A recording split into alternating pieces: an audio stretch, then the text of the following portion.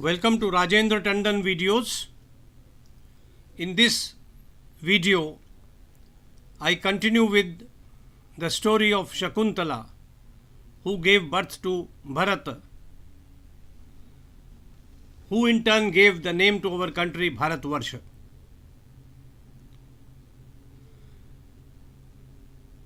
King Dushyanta had wandered into Kanva ashram. It was a love at first sight. He fell in love with Shakuntala, who was a beauteous, maturing damsel. She was the daughter of Rishi Vishwamitra and the celestial beauty Menaka. She had been brought up by the Rishi because Menaka had left the child uncared for under a tree. Dushyant fell in love with her on his assuring that her son, if born, would be the future king. She agreed to marry him in a ceremony known as Gandharva Vivah.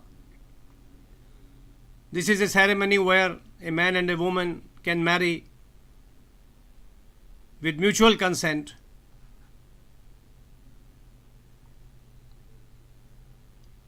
Kanva Rishi was not in the ashram. When he returned, Dushyant had left for his capital. A shy Shakuntala did not approach him immediately, but ultimately, slowly, silently, she went to him. She had no words. She was feeling a bit guilty also, although she had loved Dushyant with full passion and given herself to him.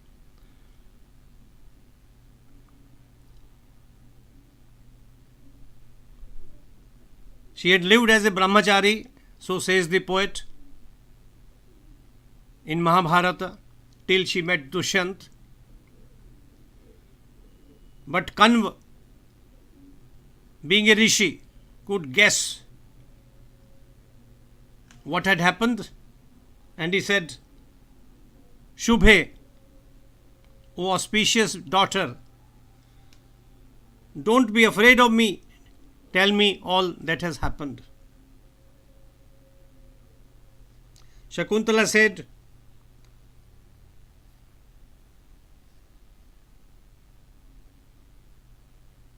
willingly I accepted the King Dushyant as my husband. I pray that you bless him. That warrior is now my master.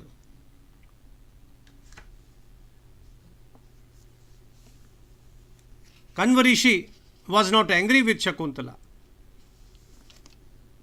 He was delighted. He said, Bhadre, O sweet woman, O nice young lady,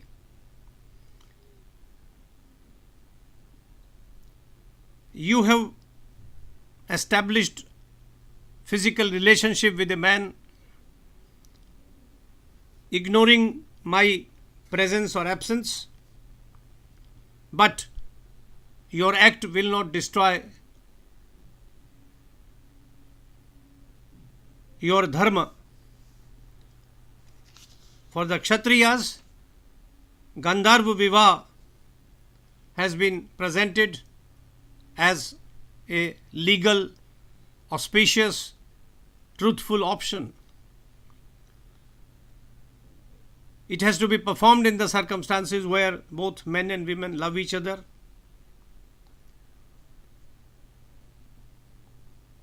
And when they copulate in solitary splendor, it is called Gandharva Vivah. I am reading this straight from the Mahabharata.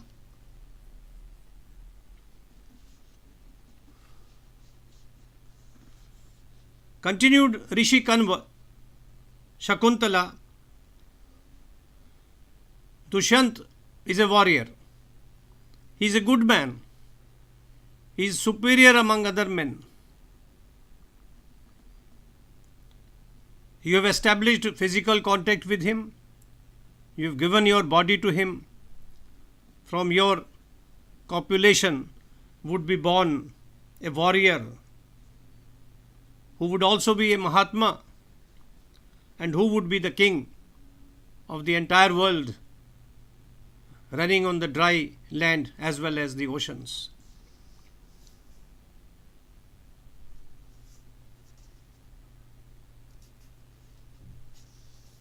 Shakuntala repeated, I feel blessed, my father. I have accepted Dushyant as my husband.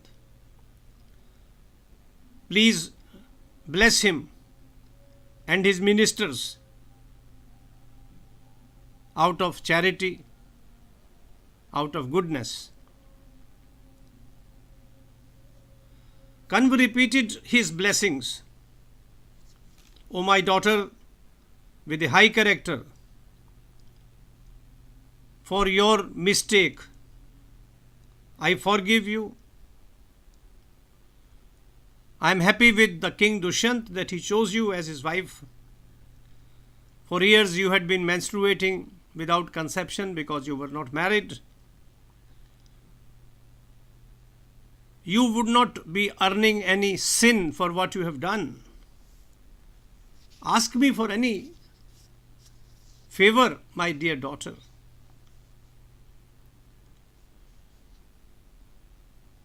Shakuntala said, I need only one favor.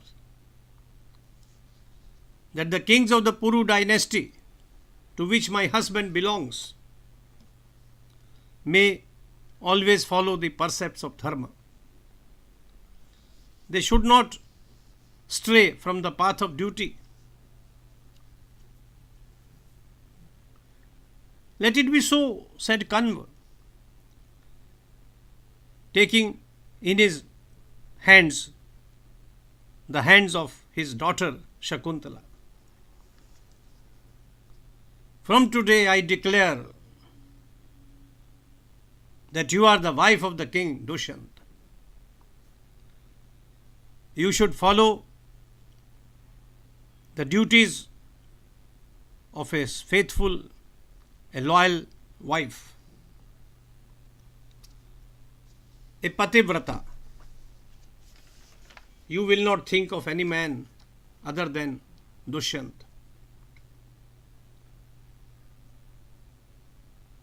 The story continues. She had become pregnant, and in due course, her pregnancy showed. She was all the time thinking of Dushyant, hoping that he would send, as promised, his warriors, his ministers to collect her and fetch her to the capital. She lost her sleep in the day as well as at night. Sometimes she forgot even to take a bath or to take a meal. 3 years passed.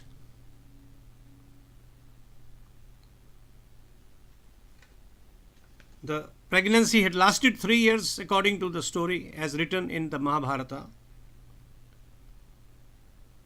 The poet writes at the end of 3 years, Shakuntala, whose thighs were lovely, gave birth from her womb to a child who was glorious.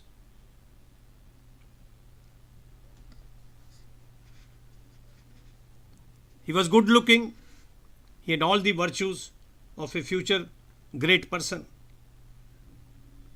And this child was born out of the pregnancy caused by Shakuntala's sex with Dushyant.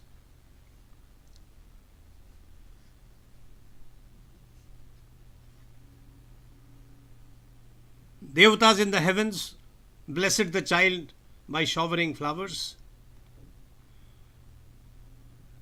playing on dundubhis, bugles, and the apsaras in the skies sang songs and danced to celebrate the birth of the child. Even Indra landed in the Kanva ashram and said, Shakuntala, your son will be a mighty king, a Chakravarti Samrat. There would be none on the earth who would compare with him or equal him in strength, power, glory, and handsomeness. He would perform thousands of sacrifices. He would donate a lot of gifts to the Brahmins. Shakuntala was naturally happy. All the ceremonies which were necessary for the birth of the child were done by Rishi Kanva for his grandson. The poet describes the child in words which are striking.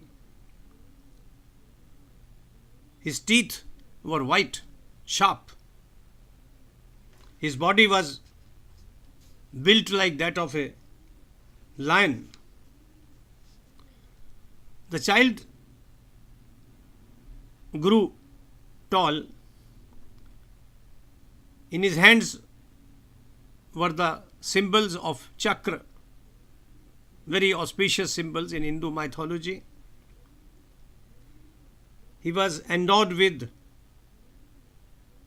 unparalleled glory. He had a large forehead and he was very brave. Even at the age of 6, living in the Kanva ashram, this child could fight lions, tigers, elephants, buffaloes, boars. He would catch hold of them, bring them to the ashram and tie them with a tree. He would ride their backs. He would run with them.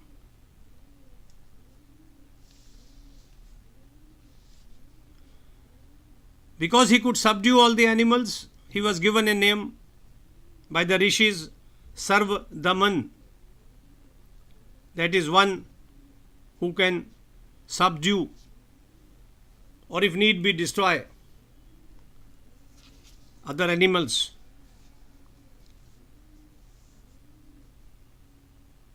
A long time passed. Years elapsed. There was no message from Dushyanta. Shakuntala was worried. What is happening? The child is growing tall. He must go and claim his place in the court of his father. At times Shakuntala shivered with fear. Her body parts trembled.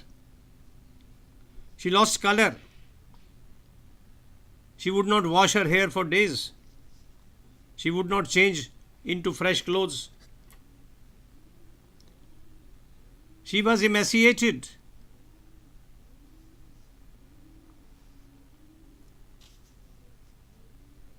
Kanva, looking at his daughter's condition, worried for her. At the same time, he started education of the child. And by the time Bharat was 12, he had been taught all the available scriptures and all the 4 Vedas. And then Kanva declared, time has come now for him to go to his father's court and claim his right to be the prince who would be the king.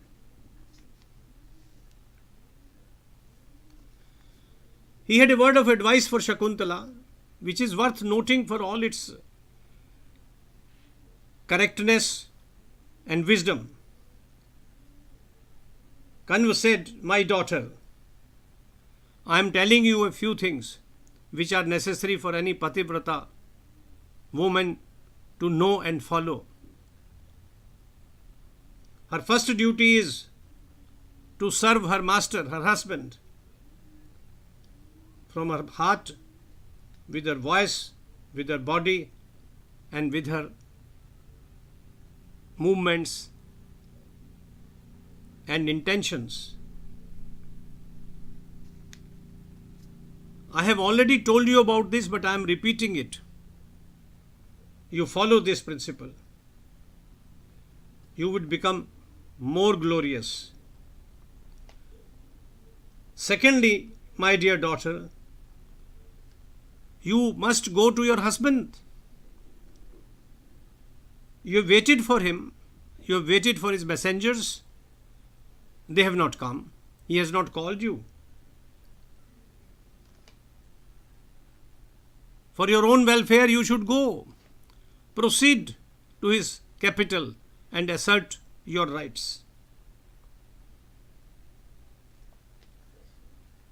You would be happy when you are accepted there. You would be happy when your son is made the prince who would succeed his father.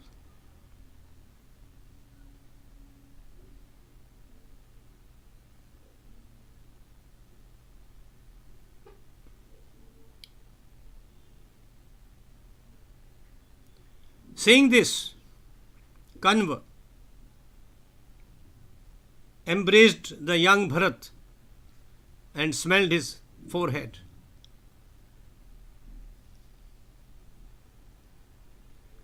Addressing the child, he said, "Son, in Chandravansha, at present, there is a famous king known as Dushyanta.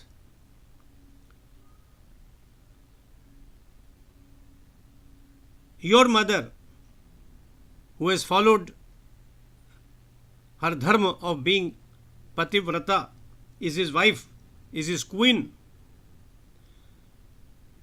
This beautiful woman wants to take you along to your father's court. When you go there, you would be made the successor prince. Dushyant is your father. You must obey him all the time. And you have to carry on the traditions of that great family.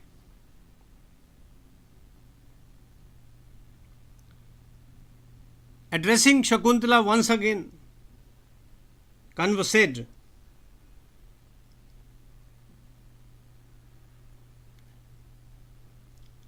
leaving aside your duty as a pativrata to your husband, there is nothing that you want. There is nothing that you need. The pativrata women attain to heavens, to punyagati, by being the beloveds of their husbands. They would never go to hell. Go, worship your husband. Take your son along. Let him get his proper place as a prince in the court of his father. Women must not stay on with their brothers and fathers after they have been married. Saying this, Kanva asked his pupils to go with Shakuntala to the court of the king Dushyanta and hand over her custody to her husband. Bharata interjected, "Mother, why are you delaying your departure? Let us go to the king. Let us go to his palace." But Shakuntala had something to say to the father. "Father, son of Kashyap ji, you are my father. if even unintentionally I have said something harsh, or I have told some untruth, or I have done something unwarranted, undesirable, I ask for your forgiveness. Kanv could not bear this parting. He shed tears.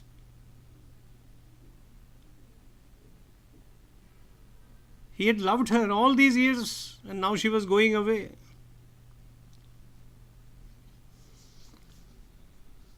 He told his pupils, my daughter was born in a forest. I have loved her all along as my child. She is innocent. Take her along in such a manner that she is not tired on the way. And the poet writes, Shakuntala with beautiful brows. He describes her brows. Sundar bhahon wali Shakuntala. With her son whose eyes were that of a lotus, moved on towards the palace of Dushyant.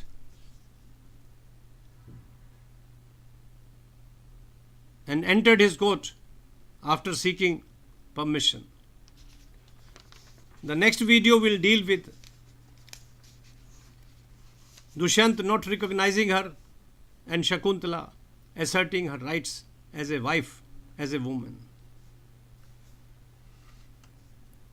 Thank you for listening to me, for visiting this site.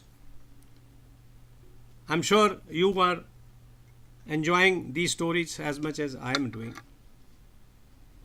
Bye bye for the time being.